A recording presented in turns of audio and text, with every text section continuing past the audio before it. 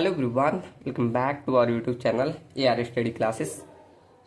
हम पढ़ रहे हैं जियो टेक्निकल इंजीनियरिंग और प्रीवियस लेक्चर में हमने अपना यूनिट थर्ड का पहला चैप्टर खत्म किया, क्या कंपैक्शन। अब हम सेकंड चैप्टर स्टार्ट करेंगे, कंसोलिडेशन।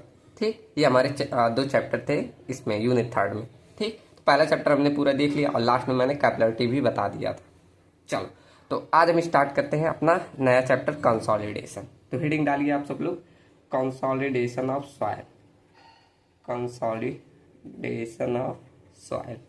अब ये मैंने पहले भी बात डिस्कस कर ली थी, कंसोलिडेशन क्या होता है। पहले क्या बोला था कि आपका, जैसे हमने कंपैक्शन में देखा था, एयर के बाहर निकलने से जो आपका वॉल्यूमेट्रिक चेंज होता है उसे कंपैक्शन बोलते हैं। और मैंने बोला था कंसोलिडेशन में क्या होगा, वाटर के बाहर निकलने से। और एक चीज और ध्यान है, इसमें पार्टिकल का रीअरेंजमेंट होता है, दोनों की वजह से वाटर बाहर निकलता है और पार्टिकल का रीअरेंजमेंट होता है, तो उससे जो आपका वॉल्यूमेट्रिक चेंज ऑब्जर्व होता है वो आपका कंसोलिडेशन कहलाता है।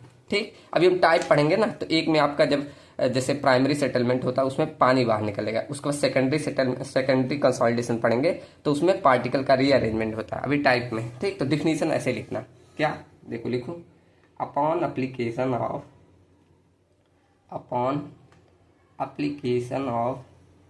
external loads if volumetric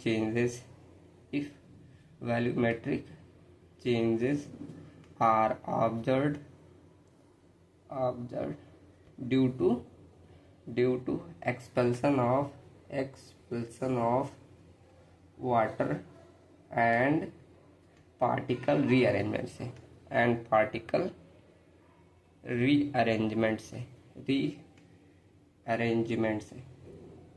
ठीक। तो इस प्रोसेस को then the process is known as consolidation. ठीक, तब इसे हम कंसोलिडेशन बोलते हैं। ठीक, तो क्या हो रहा है, जब आप कोई एक्सटर्नल लोड लगा रहे हैं और अगर उसमें वॉल्यूमेट्रिक चेंज जो ऑब्जर्व हो रहा है, क्यों उसमें एक्सपल्सन ऑफ वाटर और पार्टिकल के रीअरेंजमेंट से, जैसे पार्टिकल मान लो ऐसे दूर ऐसे थे, तो उनके रीअरेंजमेंट से जब पार्टिकल ऐसे खूब पास आ गए तो उससे जो वॉल्यूमेट्रिक चेंज ऑब्जर्व हो रहा है, तो इस प्रोसेस को बोलते हैं कंसोलिडेशन। ठीक, और जो इसमें वॉल्यूमेट्रिक हमारा जो मतलब डिफॉर्म होता है, इसे बोला जाता है सेटलमेंट इस कंसोलिडेशन में। ठीक, तो ये भी लिख लो, the vertical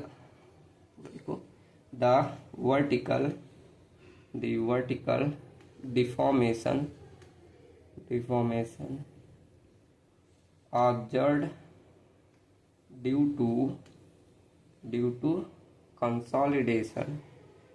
to consolidation is known as क्या बोलेंगे उसे, सेटलमेंट बोला जाता है। ठीक, अभी हम टाइप पढ़ेंगे, उसमें बहुत है, प्राइमरी सेटलमेंट, सेकेंडरी सेटलमेंट, ये सारे टाइप होते हैं। ठीक, तो यहाँ तक आपको समझ में आएगा कि कंसोलिडेशन क्या होता है। ठीक, चलो अब देखो, एक टर्म आप सुनते होंगे, कंप्रेसिबिलिटी, सुने होंगे सब ना। देखो कंप्रेसिबिलिटी ये क्या होता है, आप सबने पढ़ा भी होगा, इरिगेशन पढ़े, अच्छा अभी पढ़े नहीं। चलो अब देखो कंप्रेसिबिलिटी क्या होता है, जब कोई आप एक्सटर्नल लोड लगा रहे हैं तो जो आपका वॉल्यूमेट्रिक चेंज ऑब्जर्व होता है उसे बोला जाता है कंप्रेसिबिलिटी। सबने पढ़ा है, यही आपका कंप्रेसिबिलिटी कहलाता है। अब कंप्रेसिबिलिटी ही दो प्रकार का होगा, एक आपका कंपैक्शन, एक कंसोलिडेशन। ठीक, ये लिखो पहले कि जब आप when external loadings are applied, तो जो आपका वॉल्यूमेट्रिक चेंजेज आर ऑब्जर्व्ड। अब इसका फॉर्मूला आपने फ्लूइड में पढ़े, फॉर्मूला नहीं लिखा रहा हूँ। ठीक, क्या लिखा, when external load are applied तो volumetric changes are observed.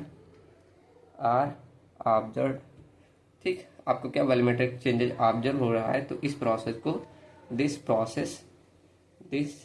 Process is known as क्या, कंप्रेसिबिलिटी। ठीक, तो उसे कंप्रेसिबिलिटी बोलते हैं। अब ये जो आपका कंप्रेसिबिलिटी होता है, ये दो कंडीशन पे हो गया, एक आपका कंपैक्शन हो गया, एक कंसोलिडेशन।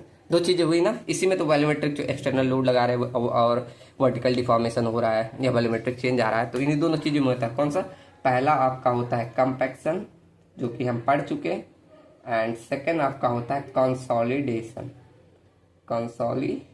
कंसोलिडेशन, ठीक, कंसोलिडेशन। ये 2 चैप्टर्स आपके इसमें आ जाते हैं। तो पहला चैप्टर हमने कंप्लीट कर लिया, अब सेकंड चैप्टर हमें कंसोलिडेशन देखना है, ठीक। अब देखो, जो ये आपका वर्टिकल डिफॉर्मेशन बोलो या आपका वॉल्यूमेट्रिक चेंज हो रहा है, ये किन्हीं 3 चीज़ों पे डिपेंड करती है। पहली चीज़ होती है, मतलब प्रॉपर्टी बोल दो, पहली प्रॉपर्टी होती है कि सॉइल की प्रॉपर्टी कैसी है, जैसे टाइप कौन सा है, जैसे ऑर्गेनिक सॉइल है, सैंडी सॉइल है, क्ले सॉइल है। तो इस पे डिपेंड करता है कि आपका वर्टिकल डिफॉर्मेशन या बोलो कंसोलिडेशन कितना होगा, ठीक। उसके बाद सेकंड प्रॉपर्टी डिपेंड करेगी आपकी लोडिंग कंडीशन कितना है, मतलब कितना आप लोड लगा रहे हैं, कितना अमाउंट का, कितना एफिशिएंसी का लोड लगा रहे हैं। उसका थर्ड प्रॉपर्टी डिपेंड करती है कि सॉइल जो है उसका मतलब कंडीशन कैसा है, सब सॉइल की कंडीशन कैसी है। ये 3 चीज़ों पे डिपेंड करती है, ठीक। तो यहाँ से लिख लो कि आपका जो वर्टिकल डिफॉर्मेशन है, या वॉल्यूमेट्रिक चेंज भी लिखना, वो भी लिख सकते हो। तो vertical deformation within the soil mass, is depend upon कौन सा, देखो पहली प्रॉपर्टी डिपेंड करती है फर्स्ट प्रॉपर्टी, ठीक, फर्स्ट प्रॉपर्टी टू कौन सा, कि आपका प्रॉपर्टी ऑफ सॉइल कैसा है, प्रॉपर्टी ऑफ सॉइल कैसा है, या बोल सकते हो कि टाइप कैसा है, टाइप ऑफ सॉइल कैसा है, टाइप ऑफ सॉइल कैसा है, ठीक। इसके आधार पे आप डिफाइन करोगे कि उसमें कंसोलिडेशन या कंपैक्शन कैसा होगा, ठीक। सेकंड आपकी प्रॉपर्टी होगी, सेकंड प्रॉपर्टी रिलेट टू कि आप कितना लोडिंग कंडीशन लगा रहे हैं, लोडिंग कंडीशन पे, ठीक, इस पे डिपेंड करेगी। एंड उसके बाद थर्ड प्रॉपर्टी कि आपकी सॉइल के नीचे सब सॉइल कंडीशन कैसी है, ठीक। थर्ड प्रॉपर्टी क्या, कि रिलेट्स टू क्या, सब सॉइल कंडीशन, ठीक। तो इन तीनों चीज़ों के आधार पे आप डिफाइन कर दोगे कि उनमें कितना वर्टिकल डिफॉर्मेशन होगा, ठीक। तो इन्हीं तीनों चीज़ों के आधार पे आप बता सकते हैं कि कंसोलिडेशन उसमें कितना होगा, कंसोलिडेशन या कंपैक्शन या वॉल्यूमेट्रिक चेंज कैसा होगा, ठीक। चलो बढ़िया ना यहाँ तक।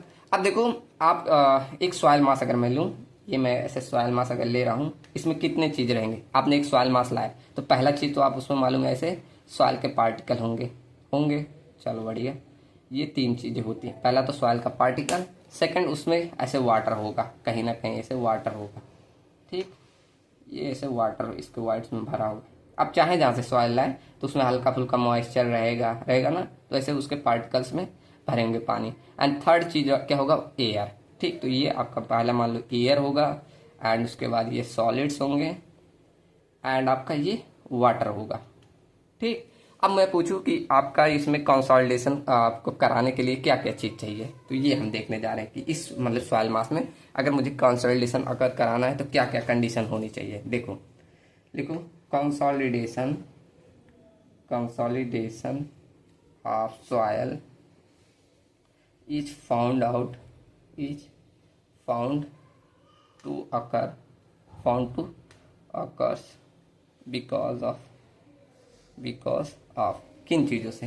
देखो पहला चीज़ तो हम ले सकते हैं कि आपका एयर जो है वो इसमें से कंप्रेस हो जाए, और या तो एयर ऐसे बाहर निकल जाए। तो पहली कंडीशन तो ये हो सकती है इसमें चेंज आने की, ठीक। तो पहला तो ये लिख लो कि क्या हो सकता है, कंप्रेशन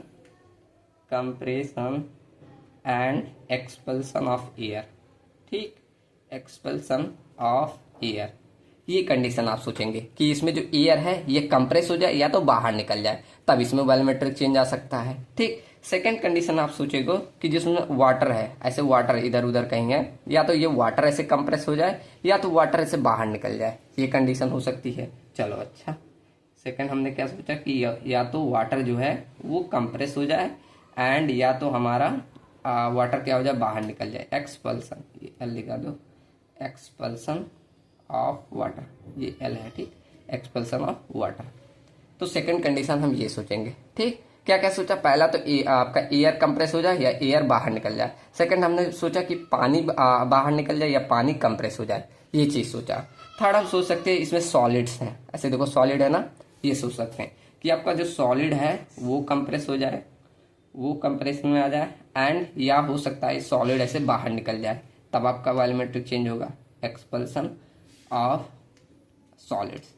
ये केस बन सकता है, हाँ ये भी बन सकता है। ठीक, उसके बाद आप सोचोगे लास्ट कंडीशन की जो ये पार्टिकल ऐसे देखो दूर दूर अरेंज है, ये एक साथ ना होकर ऐसे आ जाए, जैसे ऐसे पास में ऐसे खूब नदी नदी जा जाए, मतलब पार्टिकल का रीअरेंजमेंट हो जाए, ऐसे आप सोचोगे ना।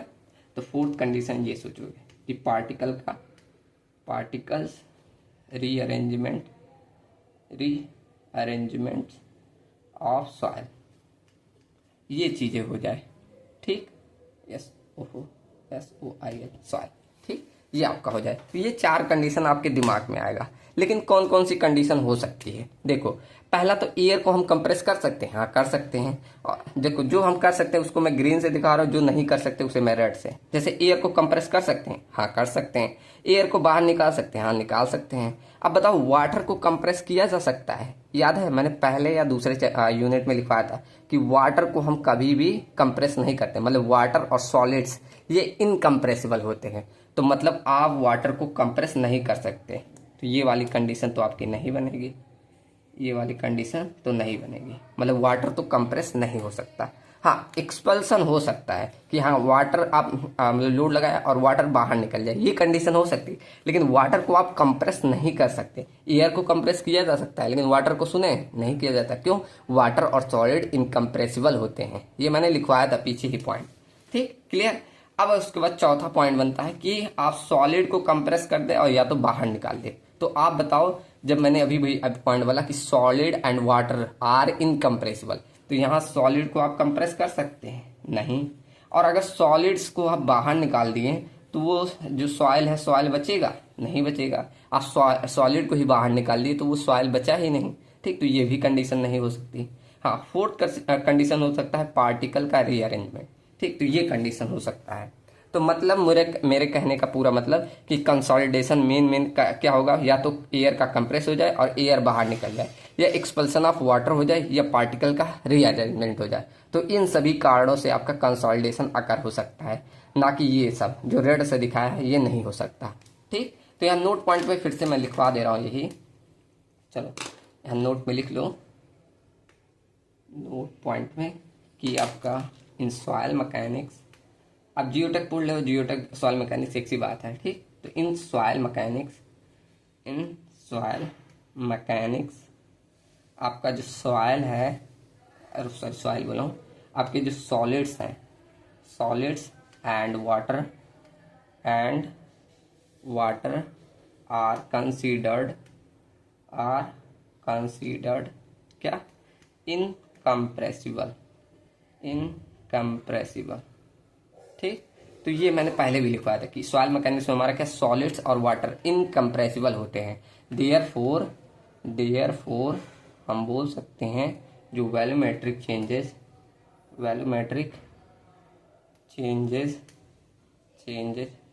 Due to compression of solid and water is not possible. ठीक, इज नॉट पॉसिबल, तो ये पॉसिबल ही नहीं है। ठीक, सबको ये नोट पॉइंट समझ में आया? बढ़िया, चलो अब आगे बढ़ते हैं। अब यहाँ आगे हम पढ़ने वाले हैं कि कंसोलिडेशन कितने प्रकार का होता है। यहाँ हमने देख लिया कि कंसोलिडेशन मतलब किन किन कारणों से हो सकता है। अब चलो देखते हैं टाइप्स ऑफ कंसोलिडेशन। हेडिंग डालो, टाइप्स ऑफ कंसोलिडेशन।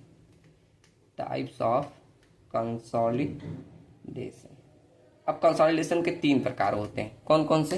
पहला आपका होता है इनिशियल कंप्रेशन बोलो या कंसोलिडेशन। कंप्रेशन इसलिए बोला जा रहा है क्योंकि ये कंप्रेशन का केस ही होता है, लेकिन इसका टाइप आ जाता है। ठीक, तो पहला हमारा होगा initial compression.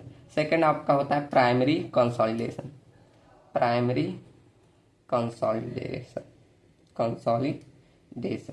And third type आपका होता है सेकेंडरी कंसोलिडेशन।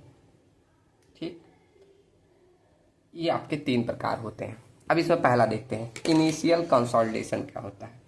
देखो पहला हेडिंग डालो, इनिशियल कंसोलिडेशन। ये आपकी सबसे पहली कंडीशन हो गई। जब कंप्रेशन वाला केस था वही, कि आपने एक्सटर्नल लोड लगाया, जो तुरंत के तुरंत आपका जो वॉल्यूमेट्रिक डिक्रीज हो रहा है due to expansion of air की वजह से, वही आपका कहलाता है इनिशियल कंप्रेशन। ठीक, इसे हम इमीडिएट सेटलमेंट भी बोलते हैं। हमने जैसे देखा था ना कि यहाँ देखो, यहाँ हमने देखा था कि जो वर्टिकल डिफॉर्मेशन ऑब्जर्व होगा उसे हम बोलेंगे सेटलमेंट। तो जो हमारा इनिशियली होगा उसे इनिशियल सेटलमेंट बोलेंगे। ठीक, चलो तो लिखते हैं पूरा, कि जब आप क्या, when external load, when external loads are applied, when external loads are applied, तो क्या, the volumetric तो कहाँ तक लिखे मैंने, इनिशियल कंप्रेशन में देखो क्या लिखा, when external load are applied, तो the instantaneous मतलब तुरंत के तुरंत जो आपका वॉल्यूमेट्रिक डिक्रीज ऑब्जर्व हो रहा है, वॉल्यूमेट्रिक डिक्रीज ड्यू टू क्या हो रहा है, एक्सपल्सन ऑफ एयर की वजह से। अभी मैं एक बार पढ़ दूंगा, ठीक, एक्सपल्सन ऑफ एयर की वजह से। तो इसे बोला जाता है, इट इज नन एज क्या, इनिशियल कंप्रेशन। ठीक, इनिशियल कंप्रेशन बोलेंगे। ठीक, तो उसे हम इनिशियल कंप्रेशन बोलते हैं। क्लियर ना। देखो क्या लिखा मैंने, कि जब आप एक्सटर्नल लोड अप्लाई कर रहे हैं तो उसमें क्या हो रहा है, जो तुरंत के तुरंत आपका वॉल्यूमेट्रिक चेंज ऑब्जर्व होता है, तो उसे ही जो आपका तुरंत का तुरंत क्यों हो रहा है, क्योंकि एयर का तुरंत बाहर निकल जाता है, तो इसे ही हम इनिशियल कंप्रेशन बोलते हैं। ठीक, या आप इसे कंपैक्शन भी बोल सकते हो, इनिशियल कंपैक्शन। ठीक, एक ही बात होता है। यहाँ कंसोलिडेशन ना लिखो, यहाँ कंपैक्शन ही लिखो। ठीक, ब्लैक से लिख दे रहा हूँ, इनिशियल कंपैक्शन। ठीक, शुरुआती में यही होता है। तो ये पहला टाइप हो गया। अब जो शुरू में मतलब ऑब्जर्व हो रहा है सेटलमेंट, इसके कारण होता है, इसे बोला जाता है इमीडिएट सेटलमेंट। ठीक, तो लिखो आपका क्या, कि settlement due to initial compression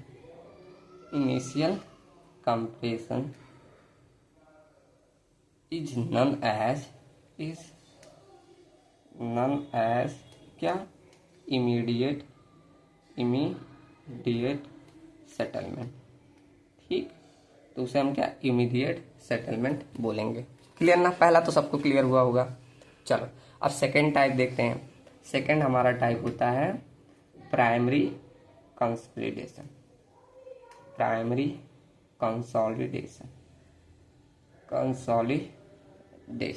ठीक, अब इसे 1 डिग्री कंसोलिडेशन भी बोला जाता है। कभी कभी डिफिनेशन में ऐसे भी पूछ लिया जाएगा। ठीक, तो ये भी ध्यान, इसे क्या बोला जाता है, 1 डिग्री कंसोलिडेशन। आप ऐसे एक लाइन बढ़ाना चाहो लिख लेना कि it is also known as 1 degree consolidation. ठीक, चलो अब देखो, जब भी प्राइमरी कंसोलिडेशन होना चाहिए, ये तभी अकर होगा जब आपका सॉइल फुली सेचुरेटेड होगा। फुली सेचुरेटेड मतलब आपका सॉइल मास लिए, इसमें आपके सॉइल सॉलिड्स और केवल ऐसे वाटर फिल हो पूरे में। ठीक, तो ये तभी अकर होता है जब आपका पूरी तरह से फुली सेचुरेटेड, मतलब एयर की मात्रा उसमें हम नेग्लेक्ट करके चलते हैं, कहने का मतलब ये।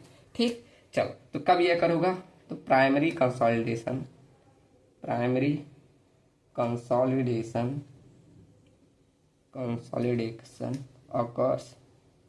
अकर्स कब अकर होगा, जब आपका इन फुली सेचुरेटेड सॉइल में, सॉइल्स में। ठीक, तब आपका ये अकर होता है। क्लियर। चलो देखो इसमें क्या होगा। पहला तो हमने देख लिया कि ये फुली सेचुरेटेड होना चाहिए, मतलब कहने का मतलब यहाँ समझ लिए कि यहाँ पर पूरा आपमें ये आपके सॉलिड्स हैं और ऐसे पूरे में वाटर भरा है। ये पूरी ऐसे कंडीशन बने, मतलब ऐसे मान लो पूरा ऐसे भरा हुआ है। अब मेरे पास कोई वो नहीं है, मान लो ऐसे पूरा भरा हुआ है। ठीक, अब इसमें जब आप लोड लगाओगे तो पूरा का पूरा जो लोड होगा वो केवल वाटर लेगा, और आपको पता है वाटर और सॉलिड क्या होते हैं, इनकम्प्रेसिबल। तो इसी कारण से क्या होता है, जब इसमें लोड लगता है तो वाटर जितना कैरी करता है, उसके बाद क्या करता है, बाहर निकलने लगता है। ठीक, तो यही प्रोसेस आपका क्या कहलाता है, प्राइमरी कंसोलिडेशन। पूरा यही लिखते हैं कि जब आपका when load is applied तो क्या होगा, all the pressure all the pressure is taken up by water initially, ठीक, वाटर इनिशियली, ठीक। तो पहले आपका वाटर लेगा और आपको पता है and as solid and water are क्या है, incompressible, solid and water are incompressible, ठीक। आपको पता है क्या सॉलिड एंड वाटर क्या है, इनकम्प्रेसिबल है। तो हम इसीलिए बोल सकते हैं देयरफॉर आपका क्या होगा, water will be expelled out from the soil medium, ठीक। तो इसी कारण से आपका क्या, आपका वाटर बाहर निकल जाएगा सॉइल मीडियम से, ठीक। तो यही जो प्रोसेस हो रहा है, दिस प्रोसेस PROCESS, ठीक। तो this process is known as क्या, प्राइमरी कंसोलिडेशन, ठीक, कंसोलिडेशन। तो इसी को हम प्राइमरी कंसोलिडेशन या ब्रैकेट में लिख लो 1 डिग्री कंसोलिडेशन बोला जाता है, ठीक।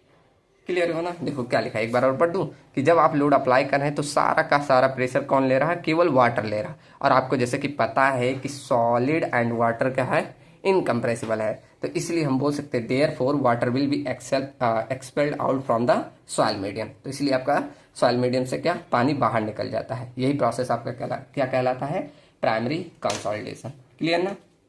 चलो अब एक पॉइंट लिख लो कि आपका जो इसमें सेटलमेंट बोल दो या वॉल्यूमेट्रिक चेंज ऑब्जर्व होगा, वो आपका क्या कहलाता है, मतलब इसके कारण जो प्राइमरी कंसोलिडेशन के कारण जो सेटलमेंट आ रहा है उसे हम प्राइमरी सेटलमेंट बोलते हैं, ठीक।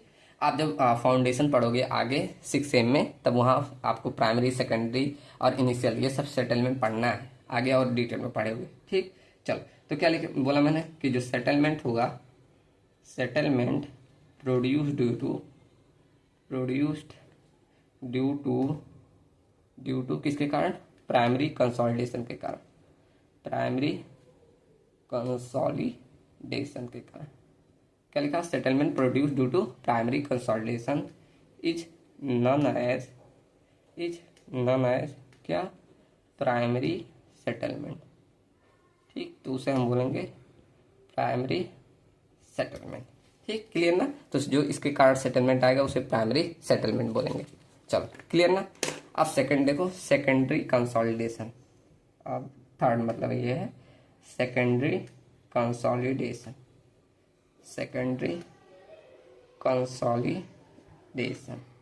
ठीक। चलो क्लियर ना। अब इसको हम क्या बोलते हैं, 2 डिग्री, ये 20 नहीं है, देखो ऐसे 2 डिग्री कंसोलिडेशन बोला जाता है, 2 degree consolidation.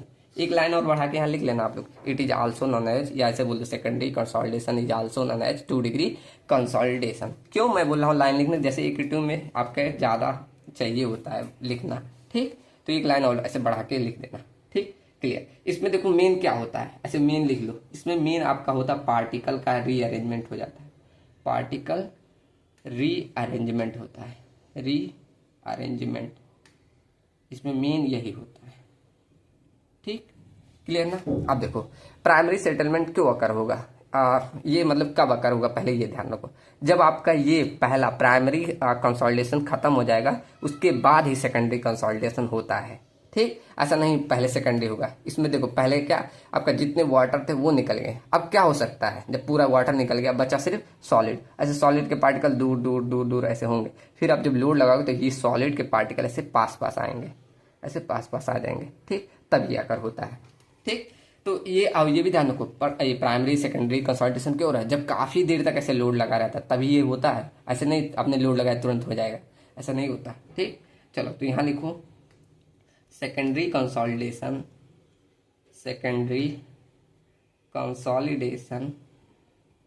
occurs after the end of primary consolidation, ठीक। तो ये कब अगर होगा, जब आपका प्राइमरी कंसोलिडेशन खत्म हो जाएगा, तब आपका या फिर प्राइमरी लिख दिया हूँ, ऐसे नहीं सही लिखा, secondary consolidation occur after the primary consolidation. ठीक, क्लियर, सही है। अब उसके बाद देखो कि ये कब अकर होगा, जब आपका due to long term static loading की वजह से क्या होता है, पार्टिकल्स जो होते हैं, particles with in the soil वो क्या होते हैं, रीअरेंजमेंट खुद ही है, ऐसे मतलब रीअरेंजमेंट होने लगे, मैंने यहाँ दिखाया अभी। तो क्या मैंने लिखा, due to long term static loading की वजह से particle within the soil rearrangement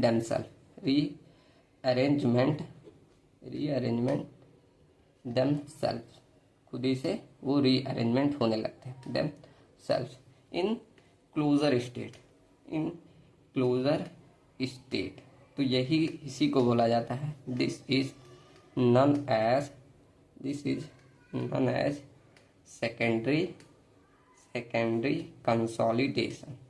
ठीक, तो इसी को हम क्या बोलते हैं, सेकेंडरी कंसोलिडेशन बोला जाता है। अच्छा, आप लोगों ने आरसीसी तो पढ़ लिया होगा, आरसीसी नहीं, हाँ आरसीसी, या आपने सोम जरूर पढ़ा होगा, या मैकेनिक्स पढ़ लिया होगा। तो आपने एक चीज पढ़ा था, क्रीप पढ़ा हो। क्रीप क्या होता है, आप कोई लोड ऐसे काफी समय तक लगाए रहते तो वो अपने एक्सिस से ऐसे डिफॉर्म कर जाता है हल्का फुल्का, काफी लंबे समय तक ऐसे लोड लगने के बाद।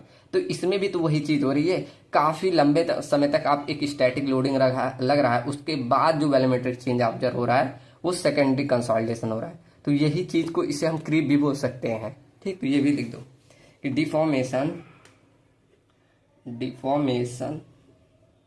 is observed due to long term static loading की वजह से। therefore it is also known as क्या, क्रीप। इसीलिए हम एक नाम इसे और क्रीप से भी बोल सकते हैं। ठीक, वही चीजें हो रही है, इसलिए हम क्रीप भी इसे बोल सकते हैं। ठीक, क्लियर। अब चलो, अब इसके कारण जो सेटलमेंट होगा उसे क्या बोल देंगे, सेकेंडरी सेटलमेंट। ठीक, चलो लिखो, settlement produce due to secondary consolidation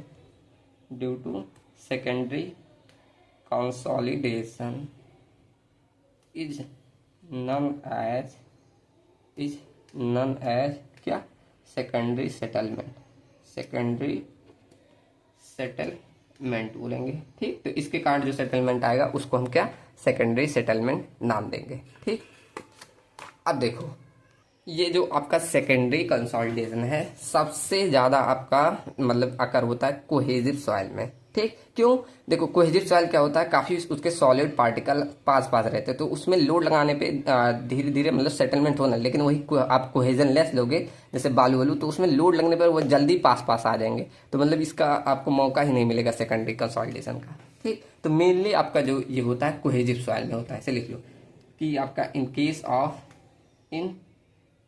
of cohesive soils secondary consolidation ज़्यादा डोमिनेंट है, कंसोलिडेशन इज मोर डोमिनेंट। ठीक, मोर डोमिनेंट। ठीक, तो आपका कोहेजिव सॉइल में ये ज़्यादा डोमिनेंट रहता है। आप टोटल, अभी हम टोटल सेटलमेंट निकालेंगे, इसका ये 20% रहता है, मतलब टोटल सेटलमेंट का 20% आपका कौन सा, सेकेंडरी कंसोलिडेशन रहता है, किसमें, कोहेजिव सॉइल में। ठीक, तो ये भी लिख दे रहा हूँ कि it is observe that in cohesive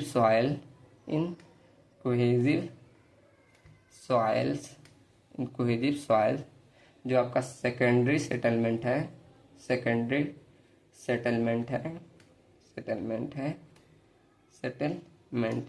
is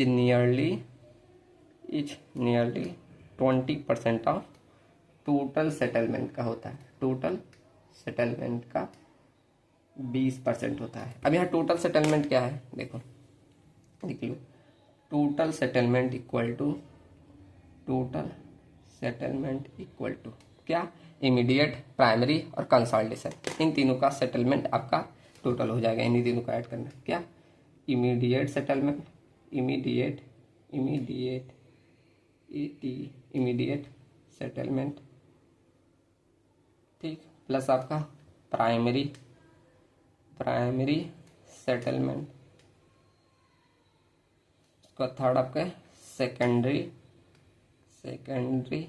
settlement, ठीक। तो इन तीनों इमीडिएट का लिख सकते हो एस आई से डिनोट किया जाता है, इसे एस पी से, इसे एस एस से। तो इन तीनों का सम आपका कहलाता है टोटल सेटलमेंट, ठीक।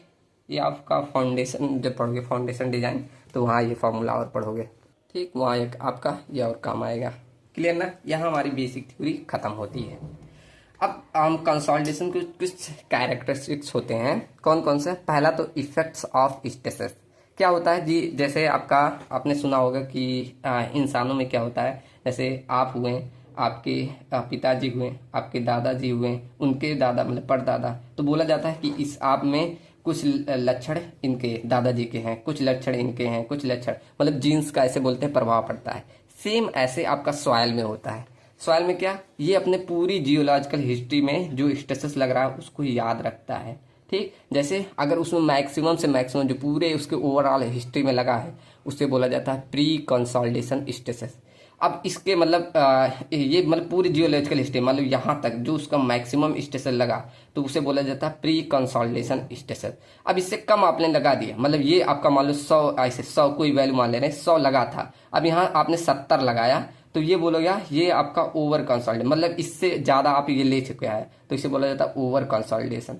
और अगर आपका प्रेजेंट में जो मैक्सिमम लगा है उसे बोला जाता है नॉर्मल कंसोलिडेशन स्ट्रेसेस। ये 3 डिफिनीशन होती है।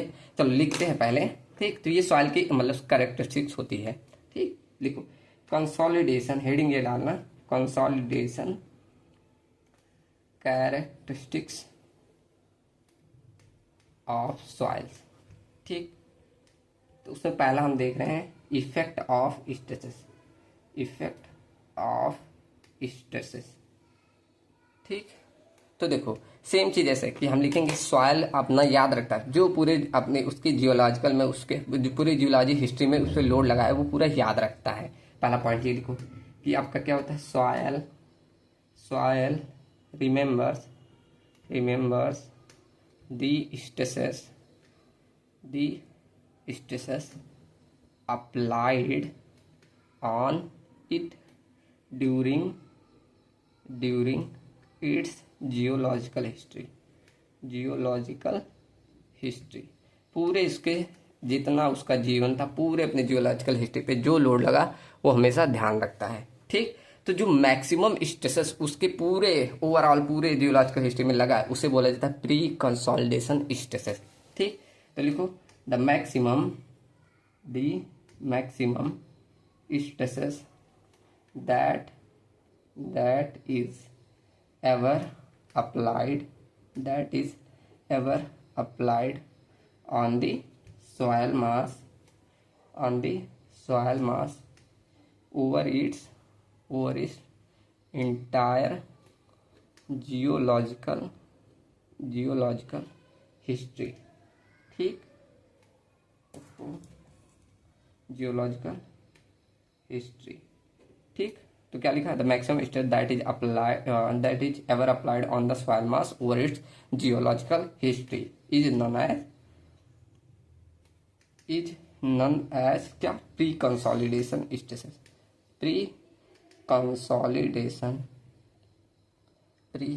कंसोलिडेशन स्ट्रेसेस बोला जाएगा, ठीक। इसको हम डिनोट करते हैं, यहाँ ब्रैकेट में लिख दो सिग्मा सी बार्स, इससे हम डिनोट करते हैं। अभी ये चीजें काम आएगी। तो यहाँ समझ में आया ना कि उसके पूरे यहाँ पूरे इसके जियोलॉजिकल हिस्ट्री, मान लो इतनी हिस्ट्री थी उसकी, तो पूरे जियोलॉजिकल हिस्ट्री में जो मैक्सिमम से मैक्सिमम स्ट्रेसेस आएगा उससे बोला जाता है प्री कंसोलिडेशन स्ट्रेसेस, ठीक। अब सेकेंड टर्म मैंने बोला था नॉर्मल कंसोलिडेशन, ठीक। या बोल नॉर्मल कंसोलिडेशन सॉइल, पहले देख लो क्या होता है, ऐसे हेडिंग डालो, ये सब 2 नंबर में पूछ लेता है डेफिनेशन। लिखो normal consolidated soil, consolidated soil, ठीक, जिसे हम एनसी सॉइल भी बोलेंगे, एनसी सॉइल, ठीक। तो क्या बोला मैंने कि ये ऐसी सॉइल होती है जो प्रेजेंट में सबसे ज्यादा मैक्सिमम स्ट्रेस अप्लाई किए हैं, वही आपका क्या कहलाता है, नॉर्मल कंसोलिडेटेड सॉइल, ठीक। लिखो, it is the type of soil over which the present stresses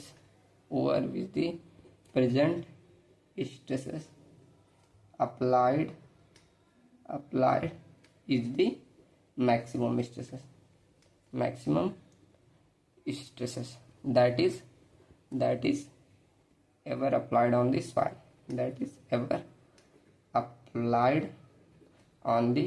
soil, ठीक।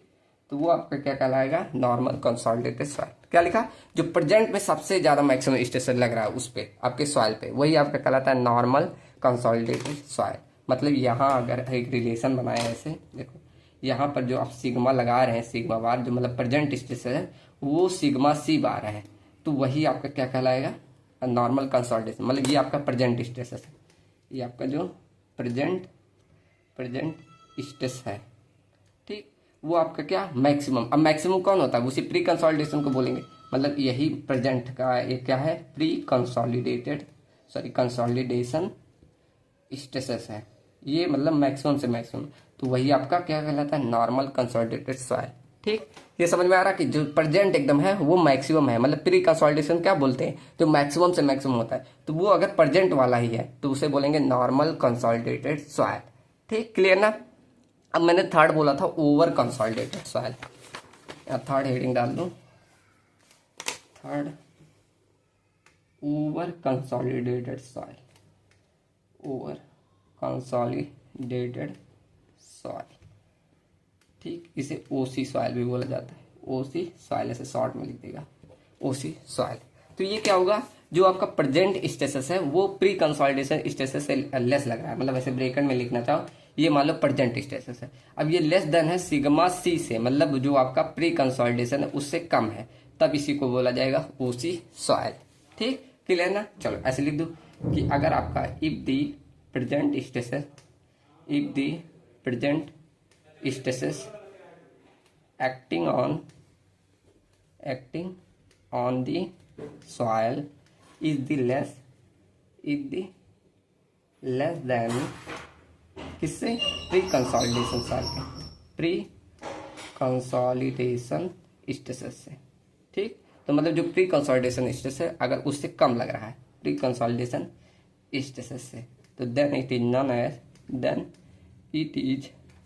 एज क्या, over consolidation soil, over consolidated soil बोलेंगे, ठीक। मतलब जो मैक्सिमम आपका लग रहा है वो इससे कम है प्री कंसोलिडेशन, तो उसे बोला जाएगा ओवर कंसोलिडेटेड सॉइल बोलेंगे, ठीक।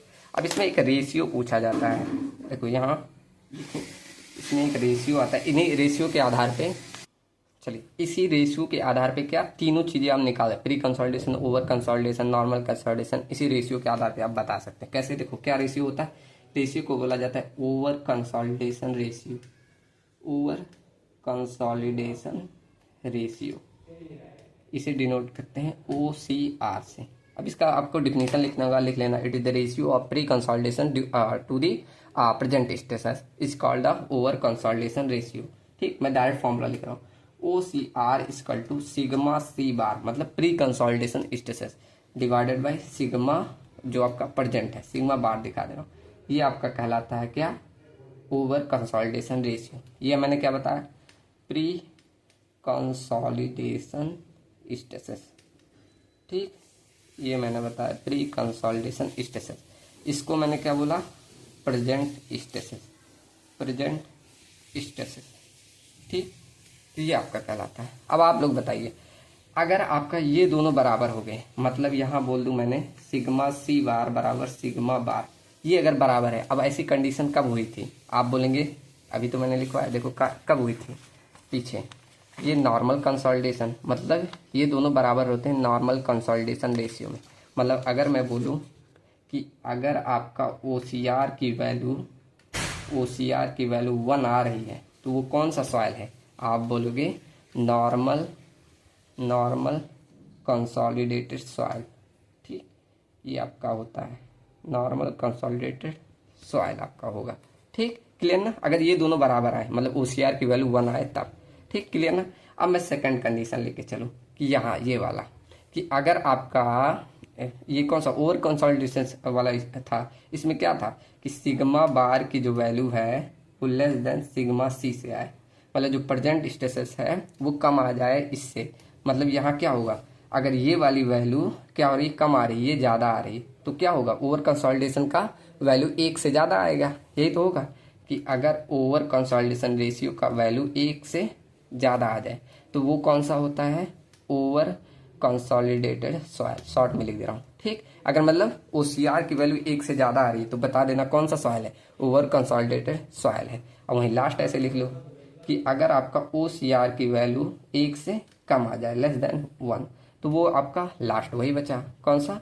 इसे देखो अलग बोला जाता है, अगर 1 से कम आ जाता है इसे बोला जाता है अंडर कंसोलिडेटेड सॉइल बोला जाता है, अंडर कंसोलिडेटेड सॉइल, तब इसे अंडर कंसोलिडेटेड सॉइल बोला जाता है। ये आपका क्वेश्चन पूछ ले जाता है, तो इस पे ध्यान देना। ठीक, ऐसे वैल्यू दी रहेगी, पूछ लेगी किस प्रकार का सॉइल है, आपको बताना रहेगा। ठीक, क्लियर ना? अब चलो एक लास्ट हेडिंग पढ़ते हैं पहला वाले टॉपिक पे, क्या कि जो आपका प्री कंसोलिडेशन स्टेटस था, ये मैंने जो पहला पढ़ा है प्री कंसोलिडेशन स्टेटस, ये कब कब मतलब कैसे अकर होता है। देखो ये लिखो, pre consolidation of soil stratum में occur due to several status. देखो कौन कौन सा, बहुत सारे रीजन होते हैं, यहाँ मैं कुछ लिखवा दे रहा हूँ। जैसे पहला देखो, erosion of overburden soil, erosion of overburden soil. अब इसका मतलब क्या हुआ, जैसे आपका कोई ऐसे मतलब कोई ऐसे सॉइल मास ऐसे था, ऐसे मान लो कोई सॉइल मास था। ठीक, अब इसमें से क्या हो रहा है, ये ऊपर का लेयर ऐसे ये हट जा रहा है। पहले मान लो ये सॉइल मास पे, अब यहाँ नीचे जो लोड आ रहा था ये पूरे सॉइल का आ रहा है। अब कुछ समय पे क्या हुआ, यहाँ से ऐसे ये इतना सॉइल दूसरी जगह उड़ के यहाँ आ गया, यहाँ आ गया। अब आप ही बताओ इस पे कितना, इतना ही स्ट्रेस लग रहा होगा, ये इतना ही लग रहा होगा, समझिएगा ध्यान से, इतना ही लग रहा होगा। तो मैक्सिमम स्ट्रेस के ना, मैक्सिमम तो खूब ज्यादा ले लिया। अब इससे ज्यादा अगर बाद में इतना लगेगा भी तो ये उससे ज्यादा ऑलरेडी ले चुका है, तो यही कहलाता है प्री कंसोलिडेशन स्टेटस, मतलब इससे ज्यादा पहले ले चुका है। अब ये उड़ के कहीं चल गया, अब तो कम लग रहा है, तो बाद में अगर आप और इतना लगाओगे तो ये कहलाती है प्री कंसोलिडेशन स्टेटस कंडीशन। ठीक, ऐसे आपका हो सकता है। सेकेंड, मेल्टिंग ऑफ ग्लेशियर में, मेल्टिंग ऑफ ग्लेशियर्स में, ग्लेशियर में। अब यही ग्लेशियर मान लो, ऐसे बड़ा सा ग्लेशियर आपका है, ग्लेशियर मतलब जो बर्फ के ऐसे बड़े बड़े जमे रहते हैं। ठीक, तो इसमें क्या हो रहा है, ग्लेशियर बाद में मान लो ऐसे इतना पिघल गया, पिघल के ऐसे पानी बन के उड़ गया, मतलब इधर उधर चला गया। अब बचा इतना, बाद में अगर ग्लेशियर जम के और बड़ा हो रहा है तो इतना स्टेटस ऑलरेडी वो ले चुका है, मैक्सिमम इतना। ठीक, तो वही आपकी ऐसी कंडीशन क्या कहलाती है, प्री कंसोलिडेशन स्टेटस। ठीक, चलो थर्ड आप लिख लो कि dissociation of upper layer of soil. मतलब क्या हो रहा है, अब यहाँ ये देखो desiccation of upper layer of soil, इसका मतलब होता है पानी का सूखना, मतलब ऐसे लिखो सूखना of upper layer of water, क्या लिखा, अपर लेयर ऑफ सॉइल, मतलब ऊपर आपके सॉइल में जो पानी ऐसे मौजूद है, इसमें से मतलब मान लो कोई पानी ऐसी मात्रा है। अब पानी जब इसमें इवापोरेट होकर चला जाएगा तो सिर्फ सॉलिड बचेंगे, तो कुछ ना कुछ इसका मतलब वेट कम हो जाएगा। बाद में अगर बारिश होकर इसमें पानी भी आ रहा है तो उतना वेट ये पहले ऑलरेडी ले चुका है, तो ये कंडीशन बनती है प्री कंसोलिडेशन स्टेटस की। फोर्थ, ऐसे क्या हो जाए, अगर वाटर लेवल में चेंज आ जाए, मान लो ऐसे कोई नीचे आपका ऐसे मतलब ये ऐसे वाटर टेबल था, अब ऐसे वाटर टेबल था, पहले मान लो इतना पूरा ऐसे भरा हुआ था। अब यहाँ जो नीचे सॉइल थी ये पहले इतने वाटर टेबल तक क्या लोड ले रही थी, लेकिन इवापोरेट होकर ये यहाँ पहुंच गई और पानी निकल गया। अब जो ले रहा वो कम, बाद में मान लो बाढ़ उड़ आई और ये ले लिया पानी, इतना वेट, अब सॉइल इतना वेट कैरी कर रहा है, तो ये ज़्यादा स्ट्रेसेस ऑलरेडी पहले ले चुका था, तो ऐसी कंडीशन बनती है प्री कंसोलिडेशन स्ट्रेसेस की। कंफ्यूज मत होना, जो बता रहा हूँ ध्यान से सुनो, ठीक। मतलब क्या हो रहा है, चेंजेज इन एलिवेशन लिख रहा हूँ, एलिवेशन ऑफ वाटर लेवल, ठीक, वाटर लेवल, ठीक। ऐसे आप एक एग्जांपल और लिख लो कि अगर आप जहाँ घर बनाए, मान लो यहाँ आपने घर बनाया, ओहो मैं यहाँ दिखा दे रहा हूँ टेबल पे, देखो ऐसे आपने घर बनाया, ये आपका घर था, पहले आपने ऐसे छोटा सा घर बनाया, अब आपके पास पैसा बन गया और ज़्यादा आ गया, आप बड़ी सी सरकारी नौकरी पा गए, अब आपने इसको हटा के बड़ा सा महल बना लिया। तो बताओ यहाँ पर ऑलरेडी इतना स्ट्रेसेस लगा था, ठीक, तो आपका अब ज़्यादा स्ट्रेसेस लग रहा है। नहीं, ये एग्जाम्पल जमा नहीं आपका, तो ये तो मैक्सिमम लगे, नॉर्मल वाला हो जाएगा। जैसे मान लो पहले क्या था, ऐसे बड़ा सा कोई घर था, अब आप गरीब हो गए और यहाँ से ये हटा के और छोटा बनाए, ठीक, फिर आप इसको और लोड बढ़ाते गए, इतना ज़्यादा लोड फिर से लगा रहे हैं, तो ये इतना स्ट्रेसेस ऑलरेडी अगर पहले वो झेला हुआ था, तो वही कंडीशन कहलाती है क्या, आपका प्री कंसोलिडेशन, ठीक। मतलब कहने का मतलब यही है कि ऑलरेडी वो उससे ज़्यादा लोड अगर कैरी कर ले रहा और उस फिर से आप उतना अप्लाई कर रहे, तो ये कंडीशन कहलाती है प्री कंसोलिडेशन स्ट्रेसेस, ठीक। जैसे removal of construction after some time, ठीक। चल कुछ समय के बाद उसमें और लोड लग रहा है, मतलब वहां से जो कंस्ट्रक्शन हटा दिए तब जो स्ट्रेसर लग रहा है, ठीक। तो ये सारी कंडीशन आपकी कहलाती प्री कंसोलिडेशन अकर होने की, ठीक। क्लियर ना। चल आज के लिए इतना ही रखते हैं, कल और चीज़ें सीखेंगे कि प्री कंसोलिडेशन कैसे निकालते हैं, ठीक। बहुत सारी चीज़ें सीखेंगे। चलो मिलते हैं नेक्स्ट वीडियो में। Thank you and thanks for watching.